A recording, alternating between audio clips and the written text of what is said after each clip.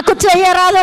నా దేవుడు నాలో ఉంటే నేను సమస్తం చేయగలను. హల్లెలూయా. నాకు రాదు, నాకేమీ రాదు, ఇక్కడ నిలబడే వరకు నాకేమీ రాదు. కానీ దేవుని ఆత్మ నాలో ఉన్నప్పుడు సమస్తము నా ద్వారా దేవుడు చేయించగలుగుతాడు. హల్లెలూయా. ఈరోజు సంఘాల్లో ఏమైపోయిందంటే నేను చేశా, నేను కాదు, దేవుని ఆత్మ నీలో ఉండి సమస్తాన్ని జరిగిస్తుంది.